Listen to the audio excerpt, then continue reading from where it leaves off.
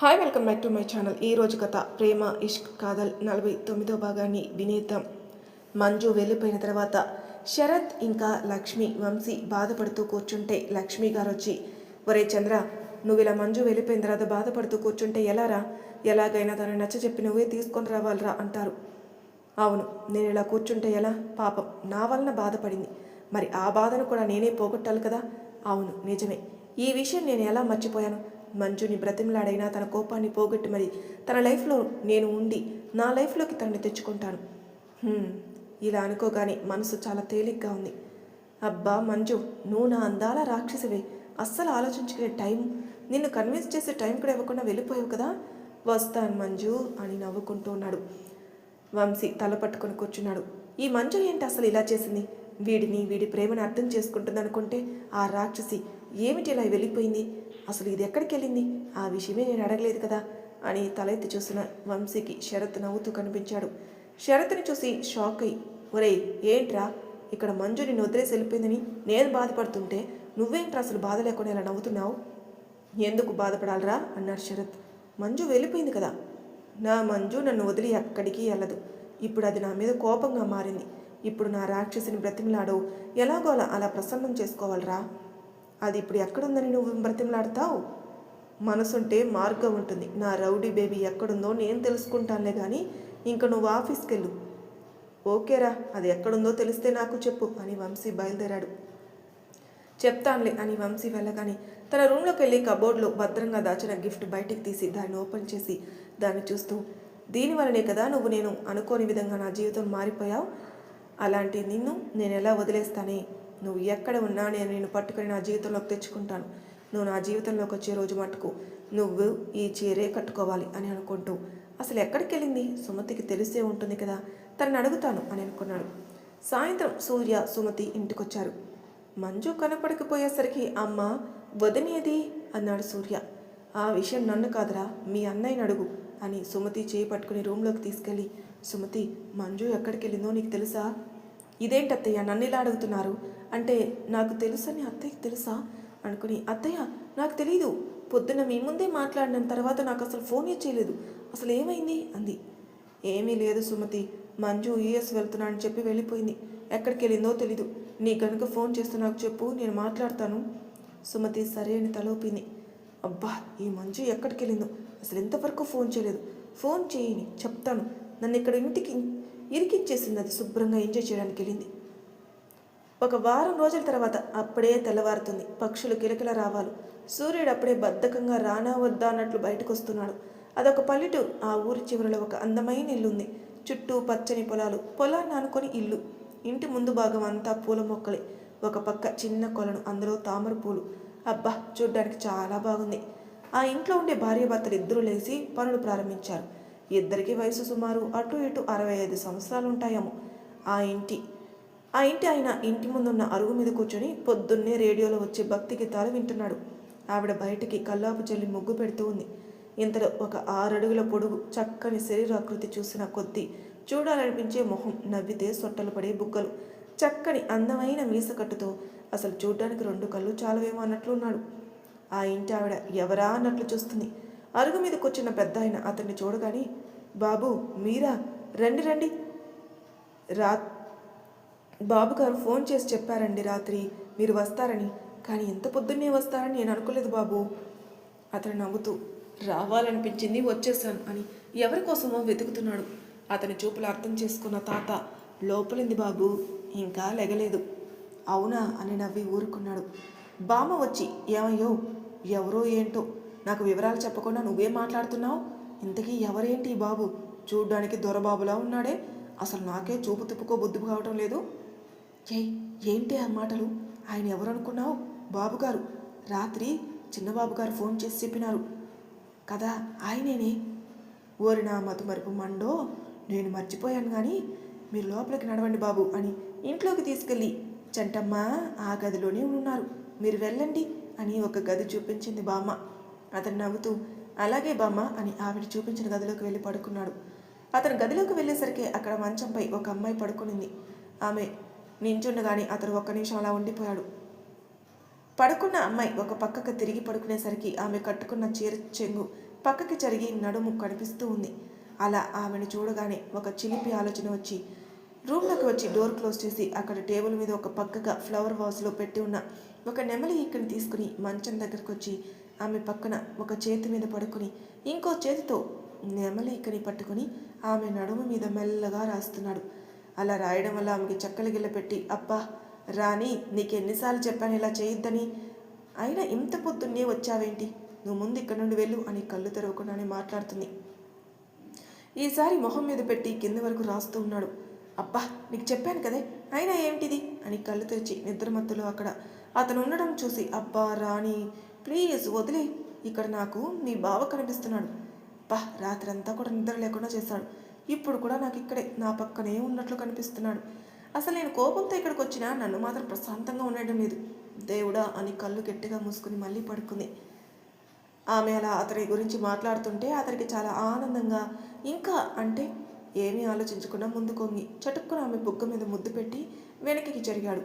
తన బుగ్గ మీద ఎవరో ముద్దు పెట్టేసరికి అబ్బా రాణి అంది. ఇంతలో ఏదో సౌండ్ వినిపించేసరికి కళ్ళు తెరిచి మెలకు వచ్చి చూసేసరికి ఎదురుగా అతను కనపడ్డాడు. ఇంకా ఆమె అతను భ్రమే అనుకుంటుంది. అబ్బా ఎందుకు రానని ఇలా చంపుతున్నావు, దగ్గరగా ఉంటే అసలు నా మొహం కూడా చూడలేదు, అప్పుడు కూడా నన్ను ఇలాగే చంపేవాడివి, నీ మీద కోపంగా నీ నుండి దూరంగా వస్తే ఇక్కడ కూడా ఇలాగే చేస్తే ఎలా రా, ప్లీజ్ రా, నన్ను ప్రశాంతంగా ఉండని, నీకు పుణ్యం ఉంటుంది. బయట నుండి చంటమ్మా తలుపుతీ అంది. వస్తున్నాను బామ్మ అని మంచం దిగి నిద్ర కళ్ళతోనే వెళ్ళి తలుపు తీసింది. ఎదురుగా వేడి వేడి పొగలు కక్కి కాఫీతో నించున్న బామ్మను చూసి, ఏమిటి బామ్మ నేను ఇంకా లేవకుండానే కాఫీ తీసుకొచ్చావు, ఇది నీకు కాదే బాబుకి తీసుకొచ్చాను అంది. బాబా ఎవరు బామ్మ, ఇక్కడ ఎవరున్నారని బామ్మ బుగ్గలు నొక్కుంటూ, అదేంటే అక్కడే ఉంటే బాబు ఎవరు అని అడుగుతున్నావు అని లోపలికొచ్చి అతనికి కాఫీ ఇచ్చి బయటికి వెళ్ళింది. బాబు ఎవరు అంటూ ఇటు తిరిగినామే అక్కడ ఉన్న తన వైపే కొంటిగా నవ్వుతూ చూస్తున్న అతను చూసి, సార్ మీరా అని నోరు తెరిచింది. శరత్ నవ్వుతూ దగ్గరకొచ్చి, ఓయ్ నోరు తెరిచింది చాలు కానీ ముందు నోరుమి అన్నాడు. మీరు ఇక్కడ ఏమిటి, అసలు మీకెలా తెలుసు నేను ఇక్కడున్నానని అంది. వాటి సంగతి సరే కానీ ఏమిటి, నేను గుర్తుకొస్తానని నీకు నిద్ర కూడా లేకుండా చేస్తున్నానా ఏంటి, అంత కలరిస్తున్నాను నన్ను అని మంజుని వెనక నుండి హత్తుకొని మెడ మీద చిన్నగా గాలిదాడు. శరత్ని ఇక్కడ చూసి అసలు సార్కి నేను ఇక్కడున్నానని ఎలా తెలిసింది, అసలు ఇక్కడికి ఎందుకు వచ్చాడని ఆలోచిస్తూ మంజు శరత్ చేసిన పనికి ఈ లోకంలోకి వచ్చి శరత్ని వెనక్కి తోసి వెళ్ళి మంచం మీద కూర్చుంది. మంజు తోసేసరికి వెనక్కి పడిపోయి నిలదొక్కున్నాడు. శరత్ కూర్చునేసరికి మంజు లేచి వెళ్ళిపోబోయింది. వెళ్తున్న మంజు చేపట్టుకుని తన పైకి లాక్కున్నాడు. శరత్ అలా చేసేసరికి శరత్ వల్ల వచ్చి పడింది. అలా ఉన్న మంజు నడుం చుట్టూ చెయ్యి వేసి గట్టిగా బిగించి, ఏమిటి శ్రీమతి గారు, ఇదంతా నా మీద కోపమే. మంజు మాట్లాడుకున్న శరత్ చేయి విడిపించుకోవాలని చూస్తున్న కొద్దీ ఇంకా పట్టు బిగిస్తూ తల వంచి ముక్కుతో మెడ మీద రాస్తూ, ఏమిటి మంజు ఇది, నా మీద అంత కోపం ఉంటే మాత్రం చెప్పకు పెట్టకుండా ఇలా వచ్చేస్తే నేనేం చేయాలి చెప్పు.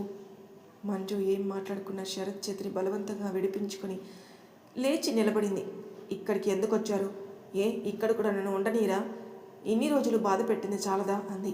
మంజు అలా మాట్లాడుతుంటే శరత్ మంజు దగ్గరికి వెళ్ళి, ప్లీజ్ మంజు అలా అనకు, నిన్ను బాధ పెట్టాను కాదన్నాను, కానీ నా అప్పటి పరిస్థితి నీకు చెప్పాను కదా, నిన్ను వదులుకోలేక పెళ్లి చేసుకున్నాను, నువ్వు నా దగ్గరగా ఉంటే నన్ను నేను కంట్రోల్ చేసుకోవాలని నీతో అలా బిహేవ్ చేశాను, కానీ నీ మీద ప్రేమ కాదురా, నీకు చెప్పాను కదా ఒకసారి నువ్వు ఎవరో ఎక్కడ ఉంటావో తెలియక నిన్ను వదులుకోవాల్సి వచ్చిందని, మళ్ళీ నువ్వు కనపడతావో లేదో అని ప్రతిరోజు బాధపడేవాడిని, కానీ నేను చాలా లక్కీ కాబట్టి మళ్ళీ నువ్వు నాకు కనిపించావురా అని మంజు దగ్గరకొచ్చి 2 చేతులతో మొహం పట్టుకుని పైకెత్తి, ఏది మంజు నా కళ్ళలోకి చూసి చెప్పు, నేనంటే నీకు ఇష్టం లేదా, నేనంటే నీకు కోపమా, ఏం మంజు నా ప్రేమ నీకు కనపడడం లేదా అని అడుగుతున్నాడు.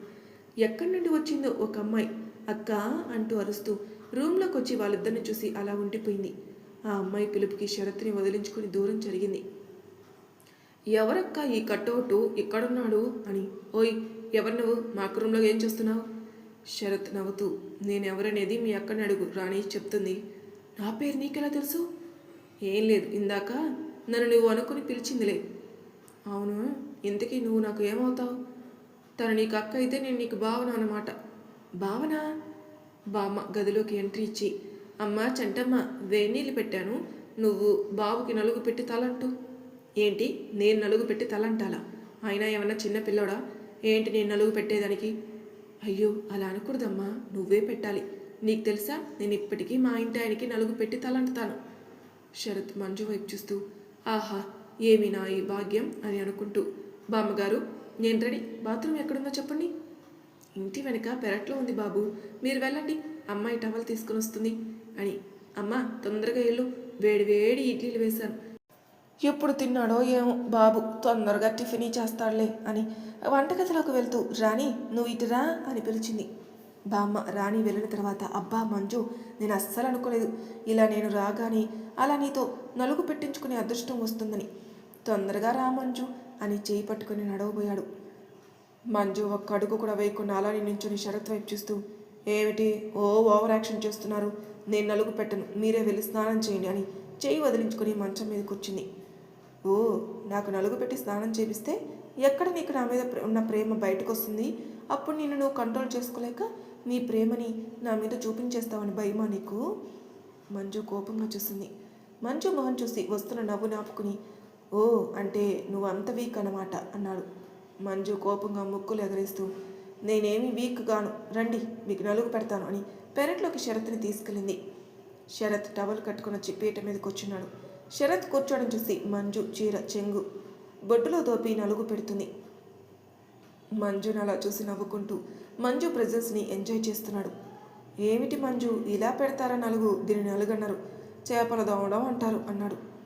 నాకు ఇలాగే వచ్చు, కావాలంటే పెట్టించుకోండి లేకపోతే లేదు అని అక్కడి నుండి వెళ్ళబోయింది. ఓయ్ ఏమిటి ఇలా మధ్యలో వదిలేసి వెళ్ళిపోతే ఎలారా అన్నాడు. వచ్చి తలంటూ నేను అంటను, నాకు రాదు అంది. నేనేమీ అనలే, వచ్చి అంటూ అన్నాడు. మంజు సరే అని వచ్చి తల అంటి వేడి నీళ్ళు పోసేసింది. అవి బాగా కాగి ఉండడం వల్ల వేడి నీళ్లు పడగగానే కాలి శరత్ గట్టిగా అరిచాడు. శరత్ అరిచేసరికి ఏమైందని చూసే అయ్యో సారీ అండి చూసుకోలేదు అని గబగబా చన్నీళ్ళు పోసేసింది. అసలే తెల్లగా ఉంటాడేమో, వేడి నీళ్లు పడేసరికి శరత్ బాడీ అంతా ఎర్రగా కందిపోయింది. శరత్ నాల చూసి అయ్యో బాగా కాలిందిగా, నేను చూసుకోలేదండి అంటూ కళ్ళ వెంట నీళ్లు కారిపోతున్నాయి మంజుకి.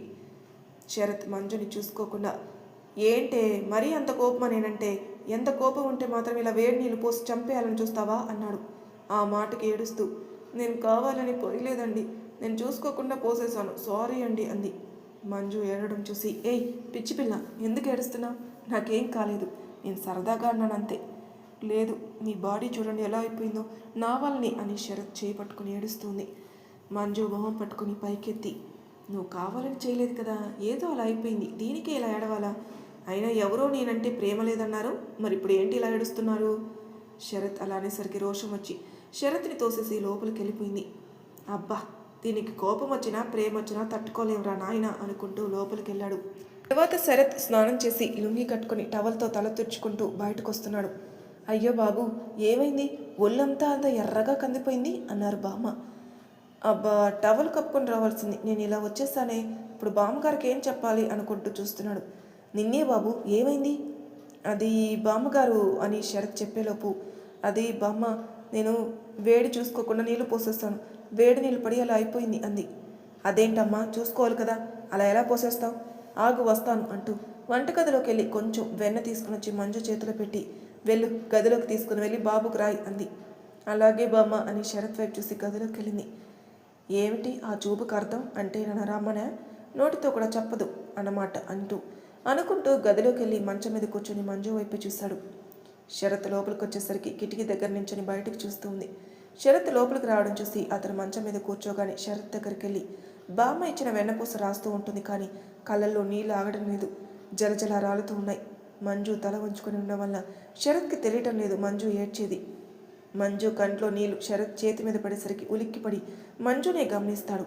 మంజు ఏడుస్తుందని అర్థమై మంజు తలపైకి ఎత్తి హే మంజు ఎందుకు ఏడుస్తున్నావు, నా వల్లనే కదా మీకు ఇలా అంది. అయ్యో అది నువ్వేమీ కావాలని చేయలేదు కదా, ఏదో అలా అయిపోయిందిలే, దానికే నువ్వు ఇంత బాధపడాలా అన్నాడు. మంజు తలపైకి ఎత్తి అవునా నిజంగా ఏం లేదు కదా? లేదు.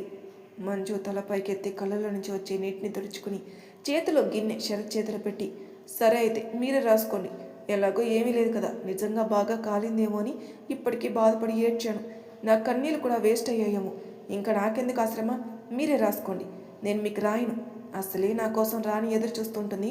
నేను స్నానం చేసి వస్తాను. నేను వచ్చేసరికి మీరు ఈ రూమ్లో ఉండకూడదు అని వార్నింగ్ శరత్ మొహాన పడేసి పెరట్లోకి వెళ్ళింది.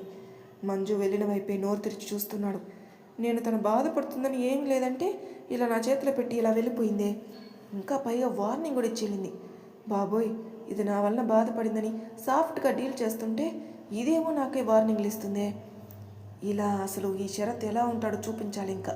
అప్పుడు కానీ ఉండదు పాపకి. రా వస్తావుగా రూమ్లోకి, అప్పుడు చెప్తా అని గిన్నెలో ఉన్న వెన్న రాసుకుంటున్నాడు. ఈలోపు మంజు వస్తున్నట్టు అనిపించి తనకు కనపడకుండా ఒక దగ్గర దాక్కున్నాడు. మంజు లోపలికి వచ్చి శరత్ లేకపోవడం చూసి డోర్ క్లోజ్ చేసి చీర కట్టుకుంటూ ఉంది. వెనక నుండి మంజుని అలా చూసి, అబ్బా మంజు, నువ్వేనా ఇది? ఇప్పటికీ ఎప్పుడు నిన్ను ఇలా చూడలేదు. అయినా నువ్వేంటి ఇలా చీరలు కడుతున్నావు అనుకుంటూ మంజు వెనకగా వచ్చి ఒక్కసారిగా హక్ చేసుకున్నాడు. శరత్ అలా చేసేసరికి మంజు ఎవరు అనుకుని ఒక్కసారిగా అరవబోయింది. అది గమనించి నోరు మూసేసి తన వైపుకు తిప్పుకొని, హే మంజు, నేను అన్నాడు. మంజు తేరుకొని మాట్లాడబోయింది, కానీ మాట బయటికి రావడం లేదు. ఎందుకంటే శరత్ చేయి అడ్డం ఉంది. మంజు శరత్ చేతిని బలంగా విడిపించుకొని, సార్ ఏంటి ఇక్కడ? నేను చెప్పాను కదా మీరు బయటికి వెళ్ళమని. చెప్పావు, అయితే ఏంటి? ముందు మీరు బయటికి వెళ్ళండి, నేను రెడీ అవ్వాలి. నీకు రెడీ అవ్వాలంటే నేను బయటికి వెళ్ళడం ఎందుకు? నేను ఇక్కడే ఉంటాను అని మంజు తలకి ఉన్న టవల్ లాగేశాడు. తల నుండి కొంచెం కొంచెం నీళ్లు కారుతూ అవి భుజం మీద పడుతున్నాయి. కిటికీల నుండి వచ్చే సూర్యకాంతి మంజు ఒంటిపై పడి మంజు ఒళ్ళు మెరుస్తూ ఉంది. కళ్ళు భయంగా శరత్ని చూస్తూ కొట్టుకుంటున్నాయి. శరత్ మంజుని చూస్తూ మొహం మీద ఉన్న జుట్టుని వెనక్కి వేసి మెడ మీద ఉన్న నీటిని వేలితో తడవబోతూ అక్కడున్న పుట్టుమచ్చని చూసి ఒక్క నిమిషం అలా ఉండిపోయాడు. తర్వాత తేరుకొని ఆ పుట్టుమచ్చని వేలితో చిన్నగా టచ్ చేసి మంజు కళ్ళలోకి చూస్తూ చేతిలో ఉన్న చీరని తీసుకున్నాడు. శరత్ అలా తన కళ్ళలోకి చూస్తూ ఉంటే మంజుకి ఏం అర్థం అవడలేదు. భయంతో పెదవులు అదురుతున్నాయి. శరత్ చేయి ఒంటికి తగులుతుంటే ఒంటిలో ఏవో ప్రకంపనలు మొదలవుతున్నాయి. వాటిని బయటికి కనిపించకుండా, సార్ నేను కట్టుకుంటాను అంది. మంజు పరిస్థితి చూస్తూ ఉంటే శరత్కి నవ్వు వస్తుంది, కానీ బయటికి కనిపించనీయకుండా ఏమిటి అన్నాడు. అది ఈ చీర నేను కట్టుకుంటాను. అవునా, సర్లే, నీకు కట్టుకోవడం వచ్చు అని నాకు తెలుసు, కానీ ఈరోజు నేనే కడతాను. వద్దు, నేనే కట్టుకుంటాను అంది. అని మంజు నోటి మీద చేయి పెట్టి, నేను కడతాను, నువ్వు కామ్గా ఉండు అని చీర కట్టడం మొదలుపెట్టాడు. శరత్ అలా చీర కడుతుంటే ఎలా రియాక్ట్ అవ్వాలో కూడా తెలియటం లేదు. ఎందుకంటే మనసులో ఒక పక్క సంతోషంగా ఉంది, ఇంకో పక్క బాధగా కూడా, కోపంగా కూడా ఉంది. కానీ ఏదో తెలియని ఆనందం మనసుని తాకుతుంది. శరత్ చీర కట్టి కుచ్చుళ్ళు పోసి వాటిని సెట్ చేయడానికి చేతిని నడుము మీద పెట్టేసరికి శరత్ వేలు నడుము మీద తగిలి ఒక్క నిమిషం కళ్ళు మూసుకుంది. మంజు ఎంతకీ కళ్ళు తెరవకపోయేసరికి చంటి అని పిలిచాడు. ఏమిటండి, ఏదో ట్రాన్స్లో ఉన్నట్లంది. ఒకసారి కళ్ళు తెరువు అన్నాడు. మెల్లగా కళ్ళు తెరిచి శరత్ వైపు చూసింది. శరత్ కళ్ళు అల్లరిగా నవ్వుతున్నాయి. శరత్ను అలా చూసి మొహంలో కోపం తాండవించగా శరత్ చేతిలో చీర లాక్కుని వెనక్కి తిరిగి వాటిని సెట్ చేసుకుని శరత్ వైపు తిరిగి, మీరిక్కడ ఎందుకున్నారు? నేను చెప్పాను కదా మిమ్మల్ని బయటికి వెళ్ళమని, అయినా ఎందుకున్నారు? ముందు మీరు బయటికి వెళ్ళండి. మంజు వైపు చూస్తూ బుగ్గను ముద్దు పెట్టి వెళ్ళి మంచం మీద కూర్చుని, నేను బయటికి వెళ్ళాను. ఎందుకు వెళ్ళాలి? ఇక్కడ నేను రెడీ అవ్వాలి కాబట్టి. నువ్వు రెడీ అవ్వడానికి నేనేం చేస్తాను? నీ పని నువ్వు చెయ్యి, నా పని నేను చేసుకుంటాను. ఏంటి అని శరత్ దగ్గరకు వచ్చి చేయి పట్టుకుని లాగుతుంది బయటికి వెళ్ళమని. కానీ శరత్ని ఒక ఇంచు కూడా కదిలించలేకపోయింది. ఇంకా ఉక్రోషంతో చేతిని గట్టిగా లాగుతుంది. అయినా ఏం లాభం లేదు. ఇంకా ఇలా కాదని, సరే మీరే ఉండండి ఇక్కడ, నేనే వెళ్తాను అని శరత్ చేయి వదిలి వెనక్కి తిరిగేసరికి మంజు చేయి పట్టుకుని ఒక్క లాగు లాగాడు. అంతే, గోడ కొట్టిన పిడకలా వచ్చి శరత్ని అంటుకుపోయి తేరుకునేసరికి మంచం మీద మంజు కింద, మంజు పైన శరత్ ఉన్నాడు. అలా తన పొజిషన్ చూసుకొని కళ్ళు పెద్దవి చేసి కోపంగా, సార్ ఏమిటిది? లెగని నా మీద నుంచి. నేను లెగను, నాకు ఇలాగే బాగుంది, నాకు చిరాగ్గా ఉంది, ముందు మీరు లేయండి. సారీ మంజు అని నీకు సారీ అని ఒక మాట చెప్తే ఈ సంవత్సర కాలంలో నా వల్ల నువ్వు పడిన బాధ తీరదు అని నాకు తెలుసు మంజు. అయినా నేను నీకు సారీ చెప్తున్నాను. ప్లీజ్ మంజు, నన్ను దూరం పెట్టద్దు. నన్ను నువ్వు కూడా అమ్మలాగా వదిలేసి వెళ్ళొద్దు. ప్లీజ్ మంజు, ఒక్కసారి ఆలోచించు. నువ్వు నాకు ఏ శిక్ష వేసినా నేను భరిస్తాను, కానీ నన్ను మాత్రం ఒంటరిగా వదిలి వెళ్ళొద్దు అని మంజు గుండెల మీద పడుకుని బాధపడుతున్నాడు. మంజుకి ఏం మాట్లాడాలో అర్థం అవడం లేదు. శరత్ బాధ చూస్తూ ఉంటే తనకు బాధగా ఉంది. శరత్ ప్రేమ అతని కళ్ళల్లో కనపడుతున్నా తన మనసు ఒప్పుకోకపోతుంది. శరత్ను అలా చూస్తూ ఉంటే తనకు శరత్ మీద ఉన్న కోపం కరిగిపోతూ శరత్ పైన ఉన్న ప్రేమ బయటికి వస్తుందని అర్థమై శరత్ని తన మీద నుండి పక్కకి నెట్టి మంచం మీద నుండి లేచి ఏం మాట్లాడకుండా రెడీ అయ్యి శరత్ వైపు కోపంగా చూస్తూ గది బయటికి వెళ్ళింది.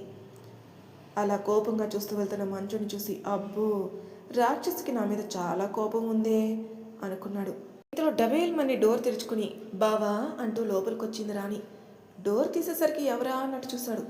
లంగా జాకెట్టు, 2 జడలు, 2 జడలకు కలిపి పెట్టిన పూలు, పెద్ద పెద్ద కళ్ళతో చూడ్డానికి 8 సంవత్సరాల పిల్ల, కానీ పిట్ట కొంచెం కోతుకనం అన్నట్టు మంజుతో పాటు రాణి కూడా శరత్ని ఒక ఆట ఆడుకోవడానికి వచ్చిన పక్కింటి మనవరాలు, మన మంజు పాపకి ఫ్రెండ్ అన్నమాట. శరత్ అలా చూసేసరికి రాణి నడుం మీద చేయి పెట్టుకుని ఓయ్ బావా, టిఫిన్ కంటారా, మా చంటి అక్క పిలుస్తుంది. ఎందుకే నీ పేరేంటి అంది. నా పేరుతో నీకెందుకే, ఏ నన్నేమన్నా పెళ్లి చేసుకుంటావా ఏంటి అన్నాడు. శరత్ మంచం మీద నుండి లేచి వస్తూ హా చేసుకుంటాను, మీ అక్కకి ఓకేనేమో అడుగు, మీ అక్కకి ఓకే అయితే నాకేం పర్లేదు. రూమ్లో నుండి బయటకు వస్తూ అక్క బాబా నన్ను పెళ్లి చేసుకుంటాడంట అంది. అవునా, చేసుకోమను, ఎంతమందిని చేసుకున్నా వాళ్ళ ఆ ఇంటికి కోడలవుతారు కానీ మీ బావకు పెళ్ళాలి కాదులే అంది. బా, ఇది మటుకు టైం బాగా ఆడుకుంటుందిగా నన్ను అనుకుని వచ్చి రాణి నవ్వుతూ వచ్చి బామ్మ వేసిన పీట మీద మంజు పక్కన కూర్చుని ఎవరూ చూడకుండా మంజు నడుం గిల్లాడు. మంజు కోపంగా చూస్తుంది. నన్ను కాదు అన్నట్లు వేడివేడి ఇడ్లీలో నెయ్యి కారపొడి వేసుకొని తింటూ ఉన్నాడు. మంజు తన వైపే చూస్తుంటే ఏమిటి మంజు అలా చూస్తున్నావు, ఓ నేను తినిపించాలా నీకు అని ఇడ్లీ ముక్క తీసి మంజుకి పెట్టబోతుంటే రాణి ఆ చేయి పట్టుకుని తను తిని బావా నీ చేతితో తింటే సూపర్ ఉంది అంది. రాణి అలా చేసేసరికి శరత్ తెల్లబోయి చూస్తూ ఉంటే ఇంకో పక్క మంజు కాలు మీద గట్టిగా తొడపాసం పెట్టింది. మంజు అలా చేసేసరికి గట్టిగా అరిచాడు. రాణి మంజు ఇద్దరు నవ్వాపుకుంటూ ఏమైంది సార్, ఏమైంది బావా అని ఇద్దరు ఒకేసారి అడిగారు. శరత్ ఇద్దరు వైపు చూశాడు. ఇంతలో బామ్మ తాత కూడా వచ్చి బాబు ఏమైంది అని అరిచారు. అదే బామ్మ నేను అడుగుతున్నాను కానీ మీ బాబు ఏమీ చెప్పడం లేదు, చెప్పండి సార్ ఏమైంది అంది మంజు. మంజు వైపు చూసి ఏమీ లేదు, ఏం లేదు, ఇడ్లు తింటూ వేలు కొరుక్కున్నాను అంతే అన్నాడు. అవునా బాబు, సరే మీరు తినండి అని బామ్మ తాత ఇద్దరు బయటికి వెళ్ళిపోయారు.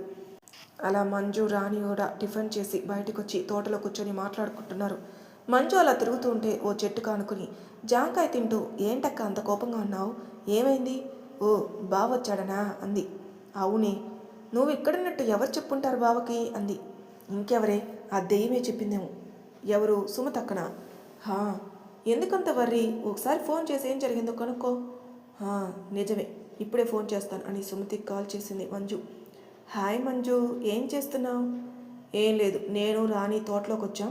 ఇంతకీ అక్కడ అందరూ ఎలా ఉన్నారు, అత్తయ్య, సూర్య, మీ బావగారు? బాగానే ఉన్నారు. నిజమా?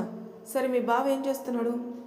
ఏంటి ఇలా అడుగుతుంది అంటే బావకి మంజు ఎక్కడుందో తెలిసిన సంగతి దీనికి తెలిసిందా ఏంటి అనుకుని బాగానే ఉన్నారు, ఏదో పనుందని పొద్దున్నే ఆఫీస్కి వెళ్ళారు. అవునా? నిజం మంజు. వస్తే మిత్రద్రోహి, అడ్డగాడిద, కంచరగాడిద, నిలువుగాడిద, నన్ను ఇంత మోసం చేస్తావంటే నమ్మక ద్రోహి. నువ్వు అసలు నా ఫ్రెండ్వేనా? ఆ మోహన్ గారిని చూసి నేర్చుకో. ఫ్రెండ్ కోసం చెల్లి బాధపడుతున్నా అస్సలు బయట పెట్టడా లేదు. కానీ నువ్వు A to Z అన్నీ చెప్పేశావు కదే. నేను నీకు ఫ్రెండ్నే కాకుండా ఒక అక్కని, ఇంకా ఒక తోటి కోడల్ని కూడా. అలాంటిది నన్ను ఎలా మోసం చేస్తావు? నేను ఎవరికి చెప్పను అంటేనే కదా నీకు నా గురించి చెప్పింది.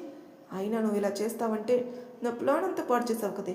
పొద్దున్నిండి చంపుతున్నాడు కదే వాడి ప్రేమతో. వాడి ప్రేమకి నేను ఎక్కడ చాక్లెట్ లాగా కరిగిపోతానేమో అని గుండెని ఉక్కుగా మార్చుకొని తప్పించుకొని తిరుగుతున్నాను. పొద్దున కంగారులో ఒంటి మీద వేడి నీళ్ళు పోసేసాని. నా ప్లాన్ ఏమన్నా బెడ్స్ కొట్టినట్లయితే నేను అక్కడికి వచ్చిన తర్వాత నేనేం చేస్తానో నాకే తెలియదు చెప్తున్నాను అని ఒక్క నిమిషం ఆగి ఆయాసం తెచ్చుకుంది. అబ్బా, ఏం తిట్లే అవి. ఈ వాక్ థాట్కి నా చెవులో నుండి రక్తం కారుతుంది. నీకు తెలుసు కదా నా గురించి. నువ్వు ఏమీ చెప్పొద్దన్న తర్వాత నేను ఎప్పుడైనా చెప్పానా? లేదు కదా. మరి ఎవరు చెప్పారు మీ బావకి నేను ఎక్కడున్నానని? ఎవరు చెప్పారు మరి? ఏమో నాకు తెలీదు ఎవరు చెప్పిందో. అవునా? నువ్వు కాకపోతే ఆ తోకే అయి ఉంటాడు. వాడని తెలవాలి, వాడికి నా చేతిలో ఉంటుంది. నా ప్లాన్ ఏమన్నా జరగాలి, అప్పుడు ఉంటుంది వాడికి భరిత పూజ. అక్క బావస్తున్నాడు అని చెప్పింది రాణి. అవునా? సరే, అక్కడికి వెళ్ళి మీ బావని ఇటు రానికుండా ఒక ఆట ఆడుకో. సరే అక్క అని శరత్కి ఎదురుగా వెళ్ళింది. మంజు ఫోన్ పెట్టేసింది. సుమతి ఫోన్ పెట్టేయగానే అమ్మయ్య, ఈరోజు నేను బతికిపోయాను, లేకపోతే నా పని అమ్మో వద్దులే, తలుచుకుంటేనే భయంగా ఉంది. అయినా బావగారు అక్కడికి ఎప్పుడు వెళ్ళారు? మంజు యూఎస్ వెళ్ళలేదని కదా నేను చెప్పింది. మరి మంజు అక్కడున్న సంగతి ఎలా తెలిసిందబ్బా అనుకుని అత్తయ్య అత్తయ్య అని పిలుస్తూ కిచెన్లోకి వెళ్ళింది. ఏమిటి సుమతి అంత కంగారుగా ఉన్నావు? అవును, ఇప్పుడు నా పరిస్థితి అలాగే ఉంది. అసలు బావగారికి ఎలా తెలిసింది అంది. ఏ విషయం? సుమతి, మంజు ఊరిలో ఉన్న విషయం బావగారు అక్కడికి వెళ్ళారంట. ఇప్పుడే మీ కోడలు, నా తోడు కోడలు ఫోన్ చేసి నా చెవులు చిల్లులు పడేలా తిట్టింది అత్తయ్య అని. అనుకున్నది ఏమన్నా తేడా జరిగితే ఫ్రెండ్ అని కూడా చూడకుండా నా పని చెప్తుంది. అది అసలే తెక్కలది అంది. అత్తయ్య, మీరు చెప్పారా బావగారికి అని కీచుగార్చింది. సుమతి అరిచేసరికి చెవులు రెండు మూసుకొని, అబ్బా సుమతి ఏమిటి అరుపు? నేనే చెప్పాను వాడి బాధ చూడలేక. మంజు నాతో కూడా మాట్లాడదని అనుకున్నాను, కానీ అక్కడికి వెళ్ళిన తర్వాత ఫోన్ చేసి నాతో మాట్లాడేసరికి నాకు ప్రశాంతంగా అనిపించింది. తను పడిన బాధ కొంచెం తగ్గించాలని నేను ఊరుకున్నాను, కానీ చంద్ర ఏదో పోగొట్టుకున్నట్లు అలా ఉండేసరికి నాకు వాడి చిన్నప్పటి రోజులు గుర్తుకొచ్చాయి. లలిత అక్క చనిపోయినప్పటివి. మళ్ళీ వాడు అలాంటి బాధ పడకూడదని రాత్రే చెప్పాను, కానీ పొద్దున కల్లా మంజు దగ్గర ఉంటారని నేనేం అనుకోలేదు. మొత్తం వాడు చూసుకుంటాడులే, నువ్వు కంగారు పడ మాకు. మీరు మంజు ప్లాన్ కూడా చెప్పారా బావగారికి? లేదు సుమతి, నేను చెప్పలేదు. అయినా నాకు భయంగానే ఉంది. నాకు దాని చేతులు అయిపోయింది అనుకుంటూ తన రూమ్లోకి వెళ్ళి కిటికీ దగ్గర నిలబడి ఆలోచిస్తుంది. ఇంట్లో సూర్య రావడంతో డల్లుగా ఉన్న సుమతిని అడుగుతాడు ఏమైందని. సుమతి జరిగింది చెప్పగానే ఆశ్చర్యంగా, అవునా, మా అన్నయ్య ఎప్పుడు వెళ్ళాడు వదిన దగ్గరికి? ఎవరు చెప్పారు అసలు అని ఆశ్చర్యంగా అడుగుతాడు. అత్తయ్య చెప్పారని చెప్తుంది. దాంతో సుమతి బాధపడుతూ ఉండడంతో, మా వదిన ఏమీ రాక్షసి కాదు, నిన్నేమీ అనదలే అని తనని సముదాయిస్తూ తన రొమాన్స్లో తను ఉంటాడు. ఇక్కడ మంజు చెప్పిందని రాణి శరత్ వైపుకు వెళ్ళింది, శరత్ని మాటలతో అక్కడే ఆపేయడానికి. కానీ శరత్ రాణిని నువ్వు ఇంటికి వెళ్ళమ్మా అంటాడు. కానీ సరే నువ్వు చెప్తున్నావు కాబట్టి ఓకే అని శరత్ వైపు తిరిగి, ఇదిగో బావా, మా అక్కని ఏమన్నా ఇబ్బంది పెట్టామనుకో ఊరుకోను అని వేలు చూపించి వార్నింగ్ ఇచ్చి మరీ వెళ్ళింది ఇంటికి.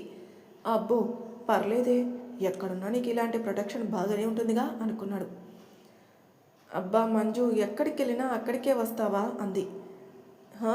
ఏం చేద్దాం, అలా అవుతుందిలే. కానీ ఇంతకీ మీరు ఎందుకు వచ్చారని చేతులు కట్టుకుని నించని శరత్ వైపు చూస్తూ అడిగింది. నీకోసమే అన్నాడు. అవునా, ఇదేందో వింతగా ఉందే, ది గ్రేట్ శరత్ చంద్ర గారు నా కోసం వచ్చారా?